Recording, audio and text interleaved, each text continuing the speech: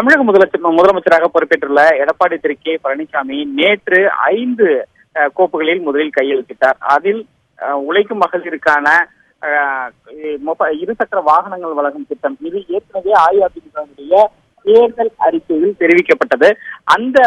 அதன் அடிப்படையில் நேற்று 5 கோப்புகளில் கையெழுத்திட்டார். அதில் டாஸ்மாக் கடைகள் 500 கடைகள் குறைக்கப்படும் என்று இருந்தது.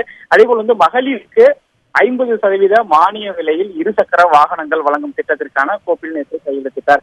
இந்நிலையில் அதற்கான அரசாணை பிறப்பிக்கப்பட்டுள்ளது. அந்த அரசாணை நேற்றைய தேதியில் பிறப்பிக்கப்பட்டுள்ளது.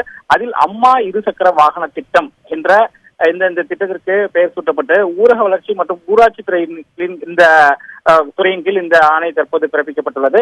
இந்த அரசாணையில் ஏற்கனவே இவர்களுடைய தேர்தல் அறிக்கையில் குறிப்பிட்டது போல தேர்தல் வாக்குறுதியான மகளிர் பணியிடங்களுக்கும் பிற இடங்களுக்கும் எளிதில் செல்ல இருசக்கர வாகனம் வாங்க 50% மானியம் வழங்கும் திட்டத்தினை அம்மா இருசக்கர வாகன திட்டம் என்ற பெயரில் செயல்படுத்தவும் 50% மானியம் அல்லது 20,000 ரூபாய் இவற்றில் எது குறைவோ அத்தொகையினை 2017-18 ஆண்டு முதல் 1 லட்சம் உழைக்கும் மகளிருக்கு வழங்கலாம் என ஏற்கனவே கூட நேற்றைய அவருடைய அறிவிப்பில் இருந்தது. அதன் அடிப்படையில் தற்போது இந்த அரசாணை வெளியிடப்பட்டது. இதற்கான செலவு என்பது முதலில் 1 லட்சம் மகளிருக்கு கொடுக்கப்படுகிறது. இதற்கு 200 கோடி ரூபாய் நிதி ஒதுக்கீடும் செய்யப்பட்டுள்ளது. இதற்கான அரசாணை தான் தற்போது வெளியிடப்பட்டுள்ளது. ராஜா, தற்போது அரசாணைகள் வெளியிடப்பட்டுள்ளது. இந்த திட்டங்கள் எப்போதில் இருந்து செயல்படுத்தப்பட வாய்ப்பு இருக்கு? இந்த திட்டங்களுக்கு மக்களிடையே எந்த விதமான வரவேற்பு இருக்கிறது ராஜா? ஹலோ, அதாவது தற்போது அரசாணை வெளியிடப்பட்டுள்ளது. அதன் பிறகு அதற்கான வழிகாட்டு நெறிமுறைகள் வகுக்கப்படும். எந்த துறையின் கீழ் எது போன்ற யாருக்கெல்லாம் இது பொருந்தும் என்பது போன்ற வழிகாட்டு நெறிமுறைகள் வகுக்கப்படும். அதன் அடிப்படையில் தகுதி உள்ளவர்களுக்கு இதற்கான இந்த இருசக்கர வாகனங்கள் கொடுப்பதற்கான அந்த சப்சிடி, அதாவது அவர்களுக்கு மானியம் அல்லது 50% இதில் எது குறைவோ அத்தொகையை தமிழ்நாடு மகளிர் மேம்பாட்டு நிறுவனத்தின் மூலம் வழங்குவதற்கு தற்போது ஆணையிடப்பட்டுள்ளது.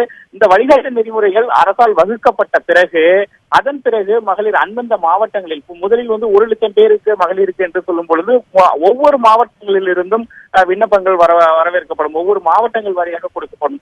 அதன் அடிப்படையில் ஒவ்வொரு மகளிருக்கும் இது கொடுக்கப்பட உள்ளது. இதற்கான வழிகாட்டு நெறிமுறைகள் வகுக்கப்பட்டவுடன் இதற்கான செயல் திட்டம் உடனடியாக தொடங்கும்.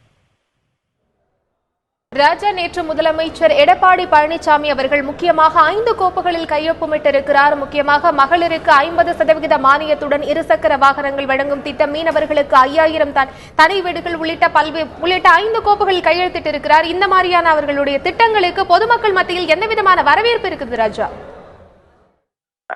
அதே போல் மீன்வளத்துறை சார்பாகவும் நேற்று ஒரு அறிவிப்பு வெளியிட்டார். தொடர்ந்து பொதுமக்கள் இவையெல்லாம் நேற்று தெரிவிக்கப்பட்ட முதலமைச்சர் எடப்பாடி பழனிசாமி கையெழுத்திட்ட இந்த திட்டங்கள் 5 கோப்புகளில் உள்ள திட்டங்களும் ஏற்கனவே அவர்களுடைய தேர்தல் வாக்குறுதியில் அளிக்கப்பட்டவை. தேர்தலை முன்னிட்டு கொடுத்த படிப்படியாக மதுவிலக்கு கொண்டு வரப்படும் என்று அனைத்து முதலமைச்சர் ஜெயலலிதா தெரிவித்திருந்தார். அதே போல் மகளிருக்கு இந்த கூட்டுறவு வழங்கும் திட்டத்தையும் அவர் அறிவித்திருந்தார். அதன் அடிப்படையில் தற்போது ஒவ்வொரு திட்டமாக செயல்படுத்தப்பட்டு வருகிறது.